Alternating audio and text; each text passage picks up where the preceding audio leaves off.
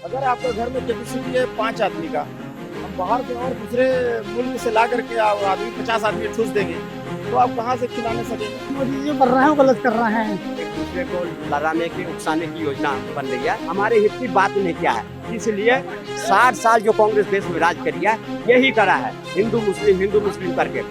ने आवास दिए मुसलमानों को दिए, हिंदुओं को दिए, शौचालय दिए तो हिंदुओं को दिए, मुसलमानों को दिए। अब केजरीवाल को जो सीए का विरोध करो, इतना ही तुम अगर हिंदू का हितैषी होते तो राम मंदिर में चले जाते। मंदिर बनाया तो मस्जिद के लिए भी जगह दिया है। नमस्कार, मेरा नाम शिवम चौबे है और आप सभी देख रहे हैं सौगंध टीवी। आज हम मौजूद हैं दिल्ली के चांदनी चौक इलाके में। जैसा कि सीएए के देश भर में लागू होने के बाद अब बहुत जोरों शोरों से मांग चल रही है एनआरसी लागू होने की। बात की जा रही है कि देश में घुसपैठिए जो बैठे हुए हैं, जिनके दम पर राजनीति की जा रही है, वोट बैंक की पॉलिटिक्स की जा रही है, उनको देश से बाहर निकालने की मांग है। जनता से बात करते हैं इस मुद्दे पे कि क्या लगता है जनता को कि ये चुनावी जुमला है या फिर देश में सच में एनआरसी पूरे देश के लिए लागू की जाएगी। क्या लगता है कि सरकार जो बात कर रही है एनआरसी लागू करेंगे देश भर में, तो देश में बैठे घुसपैठिए हैं, रोहिंग्या मुसलमान हैं, उनको बाहर निकालने की मांग की जा रही है। किस तरीके से देख रहे हैं जब सीए आ चुका है, क्या अगला कदम एनआरसी हो सकता है सरकार का? देखिए, यहाँ जो है ना, हिंदू मुस्लिम सिख ईसाई, हम लोग यहाँ भारत में सब खुशी से हैं। अगर आपके घर में कैपेसिटी है 5 आदमी का, हम बाहर से और दूसरे मुल्क से ला करके आदमी 50 आदमी ठूस देंगे, तो आप कहाँ से खिलाने सकेंगे? शहर का हर माने स्टेट का, हर देश का एक कैपेसिटी होता है, और कैपेसिटी से अगर ओवर हो जाए तो प्रॉब्लम होगा ना। तो सरकार जो कर रही है, कुछ लोग तो ये कह रहे हैं कि जब बाहर से हिंदू, सिख, बौद्ध, जैन, पारसी, ईसाई इन लोगों को बुलाया जा रहा है, तो मुसलमान जो आ गए, कुछ उनकी क्या दिक्कत है? उनको भी रहने देते हैं। देखिए, मुस्लिम भाई लोग को अपना देश मिल गया ना 1947 में। ये तो धर्म के आधार पर बंटवारा हुआ था, शायद इस वजह से सरकार ऐसे कर रही है। हमें तो पूरा जहाँ तक जानकारी है कि उनको स्टेट अपना मिल गया पहले से, तो अपना खुशी से रह रहे हैं। इस्लामिक कंट्री है ना पाकिस्तान, और बांग्लादेश भी इस्लामिक कंट्री बनी है, तो अपना घर द्वार उनका है ऑलरेडी। और जो वहां पर जो जिनका घर द्वार नहीं है, झोपड़ी झुग्गी बस्ती में रहते हैं, जिनको तकलीफ है, तो उसके लिए सरकार जो है कोशिश कर रही है। जो लोग बाहर से आए थे, यहाँ पर टेंट लगाकर किसी तरह अपना गुजारा कर रहे थे, एक ऑर्डर आता है कि उनकी झुग्गी झोपड़ियों को भी तोड़ दिया जाए। किस तरीके से देख रहे हैं? क्या सरकार के अंदर संवेदनशीलता की कमी है? क्योंकि किस तरीके से जो लोग सड़क किनारे गुजारा कर रहे हैं, इतनी अपनी जान बचा कर आए पाकिस्तान से, चाहे वो हिंदू हो, सिख हो, बौद्ध हो, कोई भी धर्म के इंसान हो, क्या लगता है उनको शरण देना ये सरकार का दायित्व नहीं बनता? देखिए, जो शरणार्थी हैं या क्या है, उनका इन्वेस्टिगेशन करेंगे। अगर वो विदेशी घुसपैठी हैं, इलीगल तरीका से घुस के आ गए हैं, उनके पास किसी प्रकार का डॉक्यूमेंट्स नहीं है, तो सरकार उस पर एक्शन लेगी। और अगर लीगल डॉक्यूमेंट्स है, अगर आपका वार्ड का पार्षद भी अगर बोल देगा कि नहीं ये यहीं का है बसिंदा, तो फिर अगर पार्षद भी अगर लिख करके या साइन करके या मुंह से अगर बोल भी देगा ना, तो उनको किसी प्रकार का दिक्कत नहीं होगा। एक बाल, एक खरोच तक नहीं आएगा, ये बात को जान लीजिए। खाली एक वहाँ का पार्षद एरिया का जो है ना, चाहे कोई भी हो, किसी का भी पार्टी का हो, वो पार्षद अगर बोल देगा कि नहीं ये यहाँ का लोकल है, तो उनको दिक्कत नहीं होगा। जैसा कि देखा गया बीते दिनों में, सीमा हैदर भी पाकिस्तान की रहने वाली महिला जो है, वो भागकर दिल्ली यहाँ नोएडा में आ गई एक प्रेमी के चक्कर में, सचिन के। किस तरीके से देख रहे हैं उनको? देखा देखी तो और मुसलमान करे। जब सीमा को भारत में रखा जा सकता है तो हमें भी रख लो भाई। देखिए, मैं एक आदमी का बात नहीं करता, ये एक आदमी का कोई बात उचित नहीं है। किस तरीके से देख रहे हैं? उसे बाहर निकालना चाहिए देश के, कि उसको नागरिकता दे देनी चाहिए? जैसे वो कह रही मैं तो सनातनी बन चुकी हूँ। मैं एक आदमी का बात नहीं करता हूँ। वो क्या एक आदमी का क्या बात करूंगा यार? हाँ, पूरा देश का बात करो ना। क्या लगता है भैया, जिस तरीके से देश में सीएए को लागू किया गया, बाहर से आए हुए लोगों को यहाँ नागरिकता दी गई, ये जो है मोदी जी जो कर रहे हैं वो गलत कर रहे हैं। गलत कर रहे हैं? हाँ, ये सही नहीं कर रहे। ये सबको एक ही चाहिए, उलझा रहा है लोगों को, ये उलझाना चाह रहा है लोगों को। गलत है ये बात तो ये भी कानून चल रहा है, चलते रहने में। ये नए नए कानून क्या निकाल रहा है मोदी जी, गलत है ये। बात तो ये भी चल रही है कि देश में जो लोग घुसपैठिए, कहा जा रहा है कि बांग्लादेश से, म्यांमार से जो रोहिंग्या मुसलमान आए थे, उनको देश से निकालने की बात की। सब कुछ नहीं, ऐसा बेकार बात है सब। ये जो है गुमराह कर रहे हैं। गुमराह कर रहे हैं? किस चीजों से गुमराह कर रहे हैं? मतलब यही जो अच्छा खासा देश चल गया उसमें उलझा रहे हैं लोगों को। ये गलत है ना। है उलझाया यार, आप कह रहे हैं देश में, पर एक तरफ ये भी मांग होती है कि जो लोग वहाँ धर्म से प्रताड़ित होकर यहाँ आ चुके हैं, अब उनका क्या करा जाए? इस तरह लावारिस छोड़ेंगे तो देश के ऊपर तो और बोझ बढ़ जाएगा। बोझ बढ़ जाएगा, तो उसे पहले रोक करें ना मोदी जी। आप पहले रोक करनी चाहिए। उससे आगे से वो आगे से अंदर जो यहाँ के लोग यहाँ रहे, वो वहाँ के लोग वहीं रोके उसे।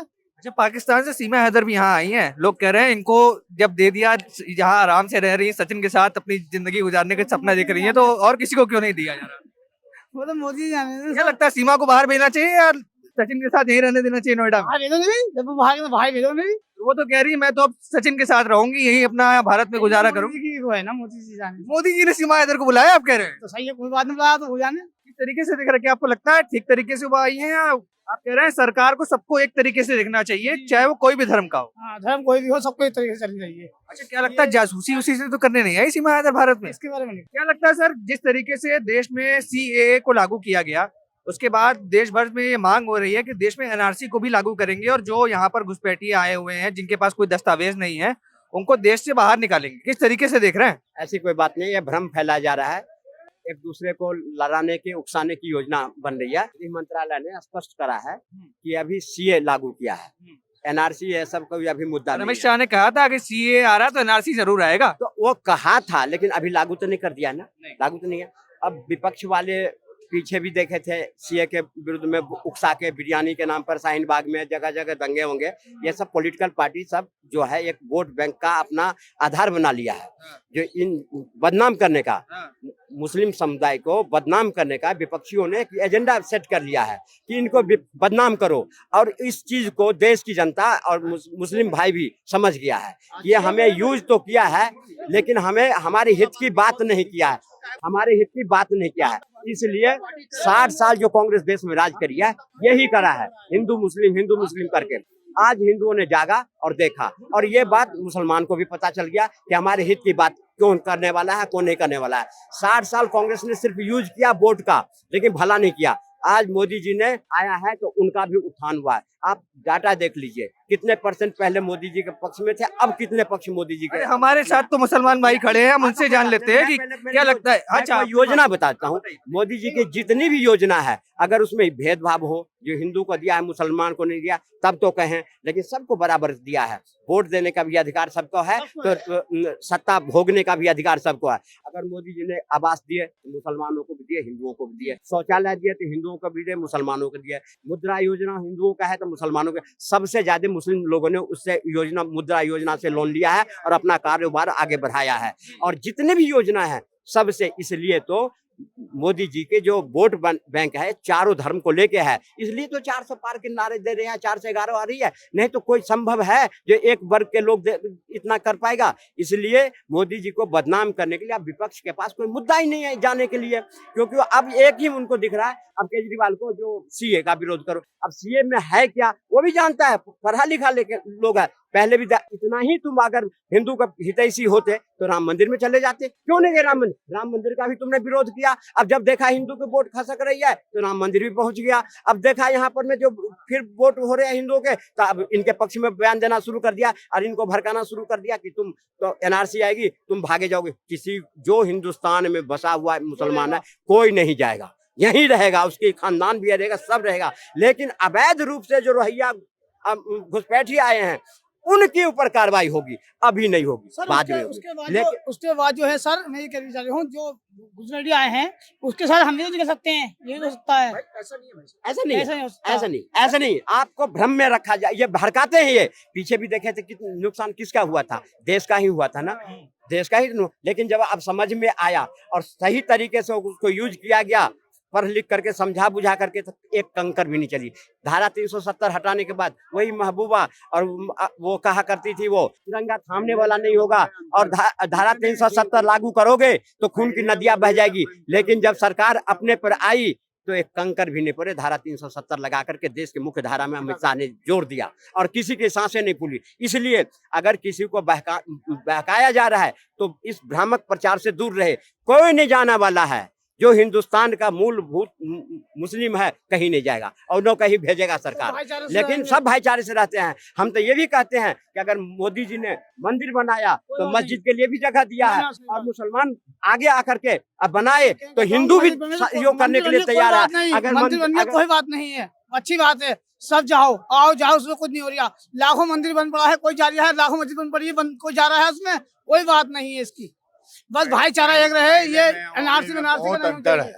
किस तरीके का अंतर दिखाई दे रहा है आपको? बहुत अंतर है, इसलिए कि पहले का अब अभी में जमीन आसमान का अंतर हो गया, 50-50 का हो गया। पहले था कि आपस में लड़ाओ, हाँ। मेरे वोट दो। अभी का क्या है, हम दोनों एक, बाकी क्या करेगा कोई। आप कह रहे हैं जो मोदी जी ने नारा लगाया था सबका साथ सबका विकास, वो कहीं ना कहीं जमीन पे दिखाई दे रहा है। एकदम सही है, सबका साथ सबका विकास, इनका विकास मेरा ये विकास, सबका साथ है। आज देखो रमजान होती है, हिंदू मुस्लिम का सबका एक पहले वाला बात है नहीं, पहले वो जो कर लिया अब नहीं होने वाला। अब नहीं होने वाला। अब आप कह रहे हैं देश की जनता जागरूक हो गई है। जागरूक हो। हिंदू मुस्लिम भाई भाई सब एक ही रहते पहले था हैं। कि जब से ये हुआ है, जब से कुछ हुआ कर दिया, हिंदू को कुछ कर दिया, आपस में दोनों को लड़ा दिया। आज मेरा कांग्रेस वोट के टाइम में बैंक जितने दंगे अब हुए, यार लोग समझ बड़े बड़े गए। दंगे, भागलपुर दंगा, हम लोग तो देखे नहीं है, लेकिन अब पता चला है इंदिरा गांधी वो क्या कहते हैं हाथी पर चढ़ के गई थी। बरेली दंगा आज तो कांग्रेस ने कभी उजागर होने दिया? बरेली दंगा कांग्रेस ने उजागर होने दिया? मुजफ्फरपुर दंगा, मुजफ्फरनगर दंगा, कितने नौ दंगा और कांग्रेस के टाइम में ही हुए।